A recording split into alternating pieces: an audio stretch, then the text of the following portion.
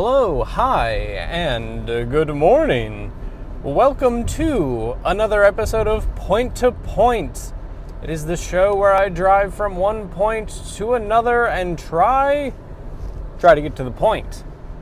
Presented by 70% Complete, the website you can go to for the latest reviews, hottest news, and I need to find a third alliteration thing to say there. I'll work on it. Today's point is not alliteration or workshopping ideas. Today's point. All right. Today's point. This one's going to be a negative one. Maybe not a negative one. This one's going to be negative tinged. It's going to be a little bit flavored. I watched 2 things from the State of Play last night. I still haven't worked my way through the rest of the trailers. I saw the things people were popping off about, and I hopped in. My point today... number 1 point, the Sony first party style is not for me anymore. Point number 1. Point number 2, that's okay.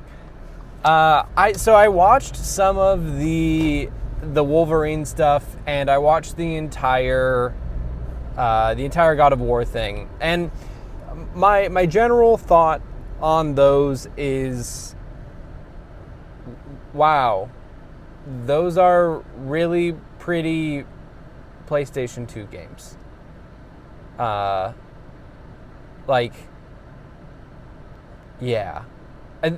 So there's a couple of things here. So the first one, we'll just kind of go through the Wolverine deal. I kind of scrubbed through it.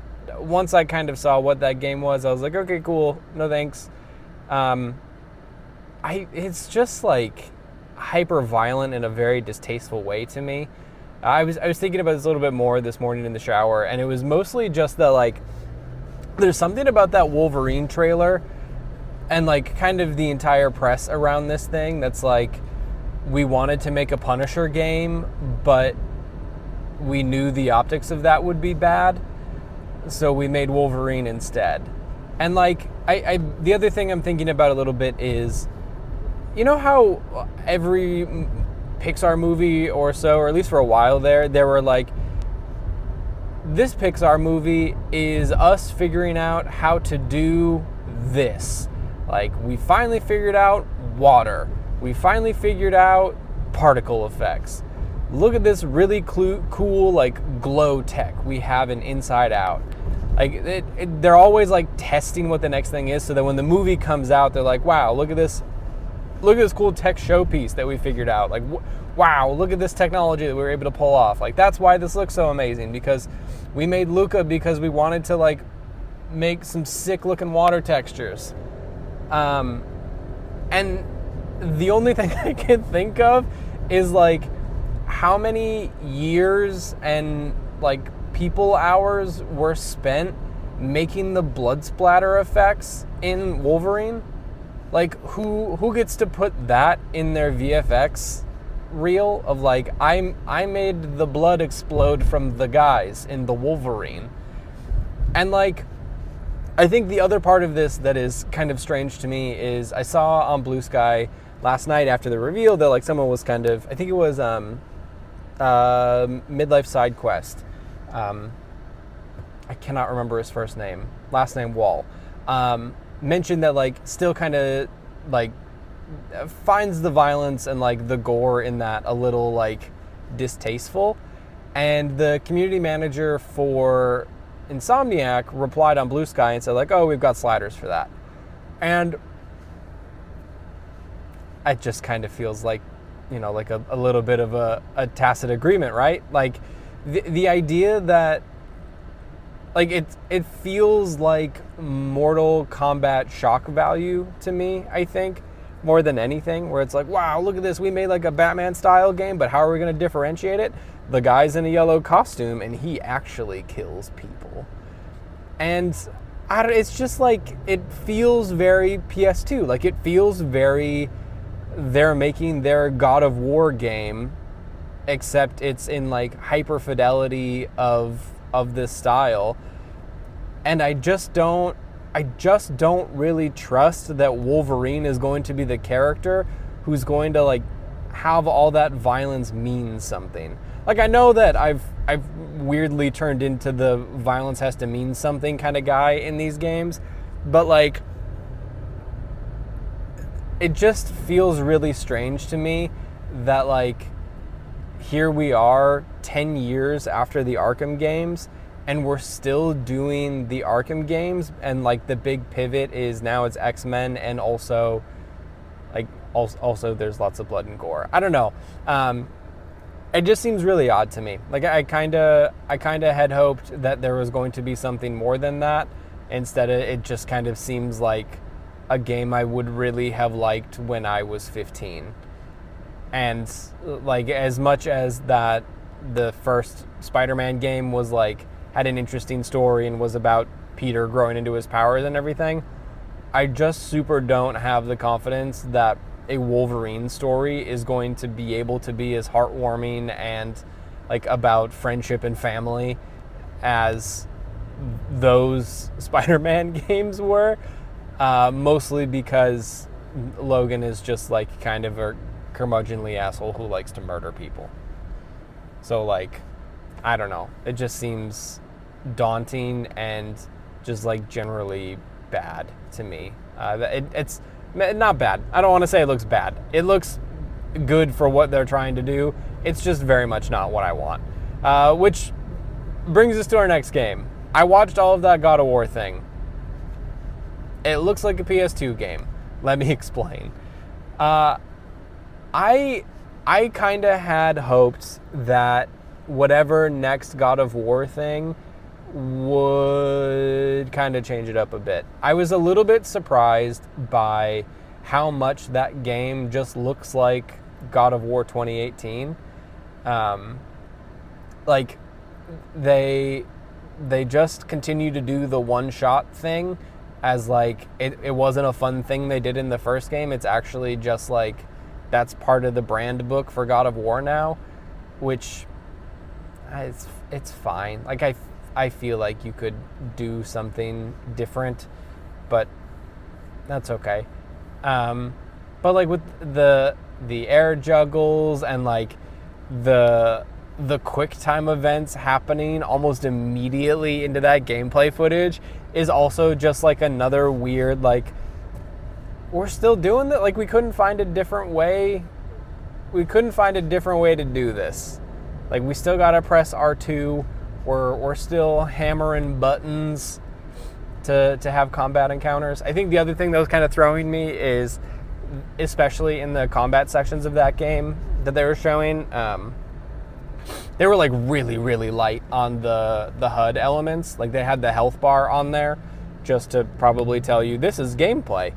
But other than that, there wasn't anything else on there, which made it really hard to read when you were in gameplay versus when you were in like a scripted event, which is like kind of a problem I've had with the God of War games, the most recent ones anyways, is that like so much of those big kinetic fights are really weird third person arena battles that then have these cinematic punch-in moments, and it takes like the coolest part of that combat and kind of like takes it away from you.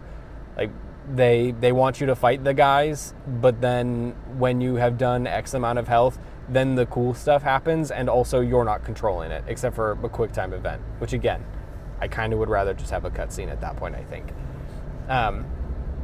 Which is like, that's their style. I kind of hoped that there would be something different, especially with it being God of War Laufey. Like, it's just God of War. She just has a sword this time, guys. It's not an axe, it's a sword. It's a talking sword? Okay, so here's the thing. The God of War trailer, like the combat, the quick time events, like all of that aside, whatever. The thing that like stood out the most to me, which is kind of surprising based on, maybe not terribly surprising. Those games have like a reputation for being dad games. They are games about sad dad and learning to love a boy, which is yeah. Those have a reputation for a reason. The assumption for the longest time was that the next game was going to be focused on Atreus. I'm curious why that's not what this game is. It seems like Laufey has gone to the afterlife of the gods, which is interesting. There's a gelatinous cube. The thing that I kind of want to talk about the most, that is the most PS2 version of this game, that like really stood out to me right away and is kind of bothersome, is just like the general treatment out of Laufey in this, and like women in general. So like you step through the beginning thing, you die. Spoilers, I guess. Spoilers for God of War 2018, the opening. You die. Laufey is dead. Transcends to the, I guess, afterlife of the gods, and then like goes through this gateway, through this ruin area, and the first time that she engages with actual enemies that are not just like weird plant monsters that don't need to be there, she is immediately grabbed and beaten by two large dudes. Just like absolutely dragged through this whole thing, and is beaten up, punched in the face, and is like immediately bleeding from the mouth. Like she has like a couple of like tepid hits here and there, but like she's just being dragged around.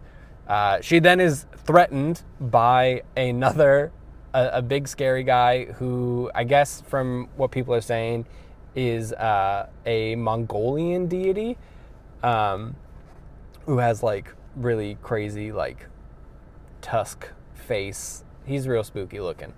And then is immediately like beaten up by him. And then she like very tepidly does the like, if you touch me again, I'm gonna kill you.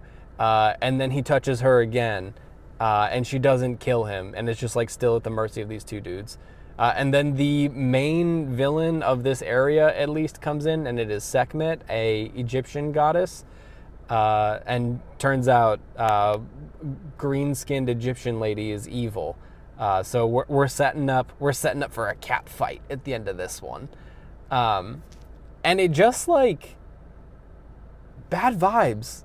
Like I don't know what I wanted out of it, but like Laufey is like supposed to be this big person. She like does the sacrifice to save her family. She mentions in that first thing of like, I have a promise to keep, because she's the emotional core of the family, and she is just like brutalized in the beginning, and then then she meets Evil Woman, who she's going to have to fight, which cool, love that trope, and then is immediately thrown in a prison, where she talks with, I guess, Jack Quaid, who is a person that people really know, but I don't, who plays a gelatinous cube, which, fine, and then a talking ribbon on a sword that is like a faded sword or something that people are concerned about.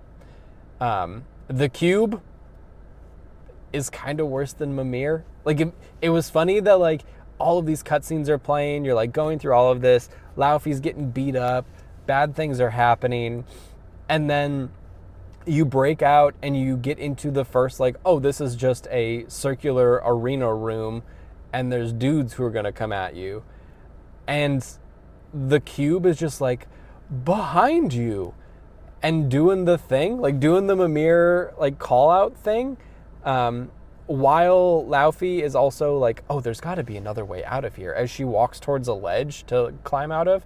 I don't know. It just seemed like they didn't take a lot of the feedback that was like making it pretty mainstream when Ragnarok came out, specifically, of like, could you just like let me navigate the world? Could you just let me solve this puzzle that is jump? Yeah, it's like a very chatty game. There's a lot of like, oh, that just happened, energy to a lot of the things that Laufey is saying to the gelatinous cube, which is nuts. Like, it just is like she she meets these two gods who like violently attack her, and then she's just back in like, oh, that's a cube, that's weird, look at you jiggly guy. I saw, I can't remember who said this, but it kind of resonated with me immediately, and I'm sorry that you need to hear this too, but the thing that I heard about God of War is that it's really giving Forspoken, which I think it is. And I think that that's like the big problem here, is that like there is Mimir and there is Atreus in the first two games, and like there's really not a lot of time given for brooding Kratos to like really sit with his emotions that he's trying not to feel. And I think Laufey is significantly chattier in this opening segment than Kratos was in my memory. And then Cube Friend and also Talking Sword. And it's like, we don't need, like, this is giving like weird buddy cop show energy. Like, we're making a fun fantasy pack to go save the world. Like D&D movie levels of quippy chats. And like, if you put that next to the like extreme violence of this game in the cutscenes and then the very arcadey violence in the actual gameplay, it just doesn't work. Like, there's this weird mismatch of styles there.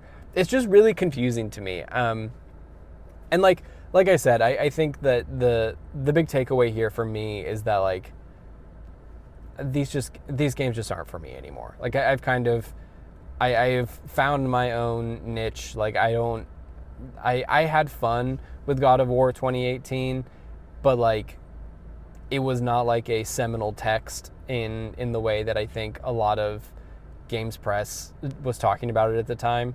I was also, just to let you know, I was a dad at the time when I played that game. I felt my dad feelings about that. But I don't know. I just think that there were so many other trailers that I saw popping off in the state of play that I want to get to today, that seems so much more compelling to me than whatever the Sony first party stuff was. And like, the takeaway really for me is that like, as a person who doesn't have a PlayStation 5, there was nothing in there that was said like, okay, you got to spend how 550, 600, how much is it now? I don't know. There just wasn't enough to make it like, I am perfectly fine missing almost all of those games, which is how I feel about Xbox in general as well. Like, I would have liked to get into Fable. That seemed like it had a really good tone to it, and it could have been really fun with some of the weird system stuff they're doing. But like, at the end of the day, I just don't need another one of these games.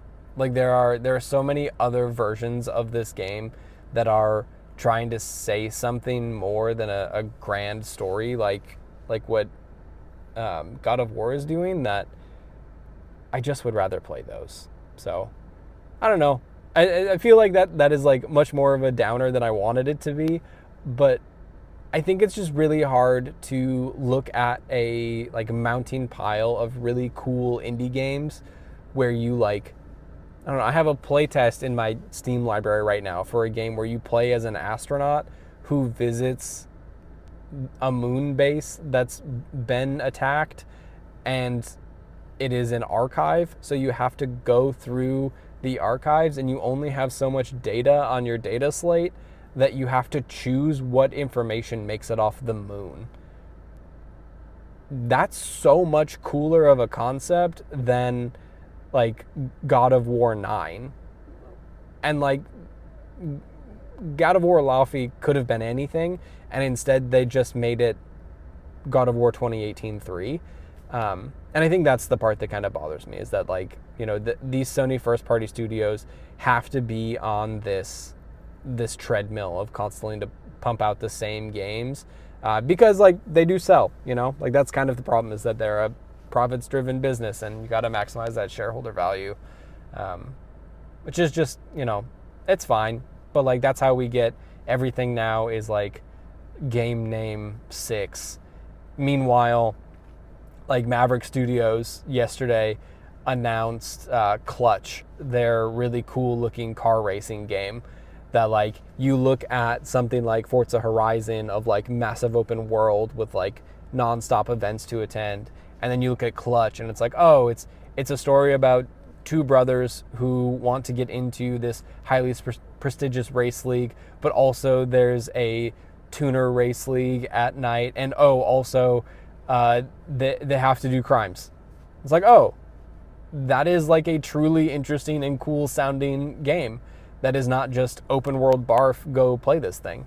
And like, I appreciate there being some sort of like lens and focus to these games that, it seems like we're either being incredibly wide with something like whatever Elder Scrolls 6 is going to end up being, Starfield, or like something like Forza Horizon, where it's just like this massive space to like go play around in. Like, I think that, they're called playground games for a reason, but like, I feel like there is like a place for that. But at the end of the day, like, I just want you to use the medium to tell me an interesting story and like play with interesting mechanics. I don't necessarily need the same game for the third time. And that's kind of where I'm at with that. Great energy to go into Summer Games Fest with, I guess. I'm sure that there's going to be, I've seen some stuff popping up about indie showcases happening already and leading up pretty soon. So I will stay tuned to those. I'm much more interested in what that stuff is these days anyways. As a person who does not have 20 hours to play God of War, I have 20 hours to play 10 indie games. And I think that's just where some of the best storytelling and like mechanical innovation in games is happening right now. So stay tuned to some of the indie showcases. To check out some of those that you maybe wouldn't have seen normally. Like, I think it's fine if you want to skip the Xbox showcase and maybe go watch Wholesome Games or something. And just watch Day of the Devs. That's that's a good in between, mainstream but also indie games. Now I'm just griping about Keeley. Thanks for listening. I gotta go hop on this train. We'll catch you later. And if you like this, I'm sorry, but also if you like this, go check out some of the other stuff on 70% Complete. I've got some reviews up for Amber Spire, some blog posts in there if you haven't checked those out yet on the website. And I will have a new video coming out probably in the next month-ish. Got a lot of travel going on. The next month-ish, I think. Got another one written. It's going to be fun times this summer. All right, we'll see you later.